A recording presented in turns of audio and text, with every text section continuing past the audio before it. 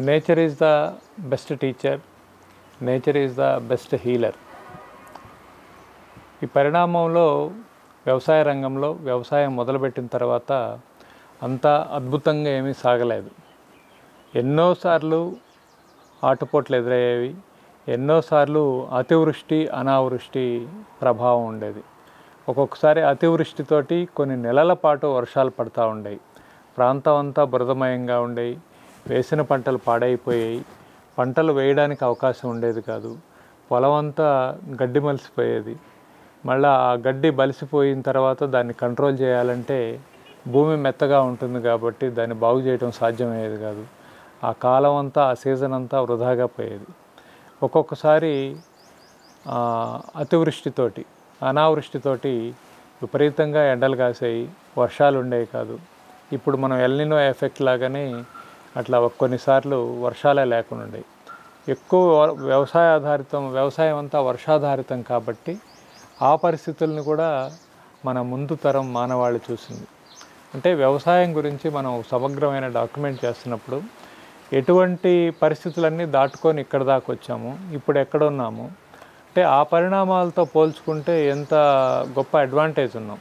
ఇవాళ ఉన్నటువంటి టెక్నాలజీ కానీ ఇవాళ వర్షం ఎప్పుడు పడుతుందో, ఎన్ని రోజులు పడుతుందో, ఎంత పడుతుందో మనకు తెలుసు. కానీ ఒకప్పుడు వాన రాకడా ప్రాణం పోకడా భగవంతుడు తప్పితే ఎవరికి తెలియదు అనుకునే రోజుల నుంచి వచ్చాం.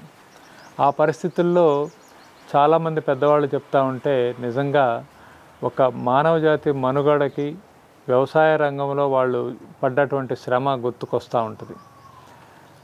బురద అంతా పేరుకొని పోయి విత్తనాలు వేయడానికి కూడా అవకాశం లేని చోట ఆ తేటగా ఉన్నటువంటి పేరుకుపోయినటువంటి ఒండ్రుని తీసుకొని అక్కడ ఉన్నటువంటి మన గేదెల మేగడని కలుపుకొని తిని బతికేవాళ్ళంట.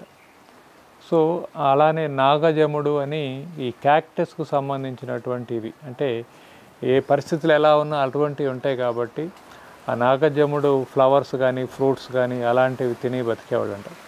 పెద్దవాళ్ళు చెప్తా ఉంటే అంటే ఆ నిల్వ చేసుకునే ధాన్యంతో పాటు ఒక్కొక్కసారి అందరికి అందుబాటులో లేకపోతే ఆ ఉన్నవే అందరూ పంచుకుంటా అలా బతికిన రోజులు ఉన్నాయి.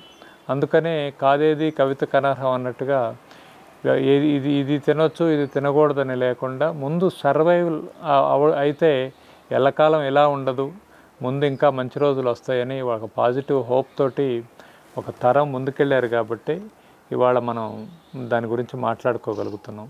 అందుకనే అప్పుడు వాళ్ళు పడ్డ కష్టము, అప్పుడు వాళ్ళు దాటిన పరిస్థితుల ప్రభావం ఇవన్నీ చూస్తే మనం డెఫినెట్గా ఇప్పుడున్న సవాళ్ళను ఎదుర్కొని వ్యవసాయాన్ని మరింత ముందుకు తీసుకెళ్ళవచ్చు.